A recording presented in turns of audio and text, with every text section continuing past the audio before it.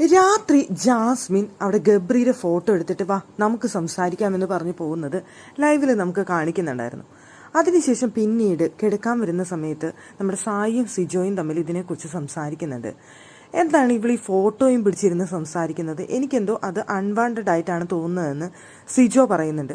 അപ്പോൾ സായി പറയുന്നുണ്ട് എനിക്കെന്തോ അങ്ങനെ തോന്നുന്നില്ല, ഞാൻ അറിയുന്ന ജാസ്മിൻ ഇങ്ങനെയൊക്കെ തന്നെയാണ്, അതുകൊണ്ടായിരിക്കാം എനിക്ക് അങ്ങനെ തോന്നാത്തത് എന്ന് പറയുന്നുണ്ട് അവിടെ സായി.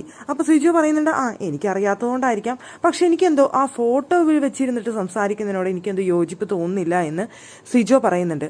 അപ്പോൾ സായി പറയുന്നുണ്ട് അല്ല, അവൻ പോയതിന് ശേഷം അവൾക്ക് ഇവിടെ ആരുമില്ലല്ലോ, അപ്പോൾ പിന്നെ അവൾ ചിലപ്പോൾ അങ്ങനെ സംസാരിച്ചിട്ടായിരിക്കാം ഒരു ആശ്വാസം കണ്ടെത്തുന്നത്, അതുകൊണ്ടായിരിക്കാം ഞാനത് അങ്ങനെ എടുക്കാൻ ഉദ്ദേശിക്കുന്നുള്ളൂ എന്ന് സായി അവിടെ പറയുന്നുണ്ട്.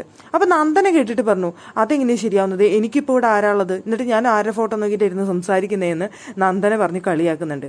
അപ്പോൾ സിജോയും പറഞ്ഞു അത് ശരിയാണ്, ആ ഫോട്ടോ നോക്കിയിട്ടുള്ള സംസാരം അൺവാണ്ടഡ് ആണ് എന്ന് തന്നെയാണ് എനിക്ക് തോന്നുന്നതെന്ന് സിജോയും പറയുന്നുണ്ട്. ഇത് പ്രേക്ഷകരും പറയുന്നൊരു കാര്യം തന്നെയാണ്. ഈ ഗബ്രിയുടെ ഫോട്ടോ വെച്ചുകൊണ്ടിരുന്ന് സംസാരിക്കുന്ന ജാസ്മിൻ്റെ ഈ സ്വഭാവം അത്ര നല്ലതായിട്ട് പ്രേക്ഷകർക്കും തോന്നുന്നില്ല. അവിടെ ഫാമിലിയുടെ ഫോട്ടോ ഇരിക്കുന്ന സമയത്താണ് ഫാമിലിയുടെ അടുത്ത് സംസാരിക്കാതെ ഗബ്രിയുടെ ഫോട്ടോ വെച്ചിരുന്ന് സംസാരിക്കുന്നത്.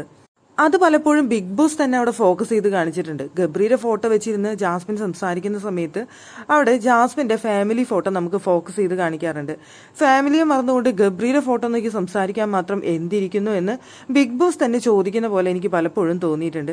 പ്രേക്ഷകരുടെ ചോദ്യവും അത് തന്നെയാണ് ഇതിനും.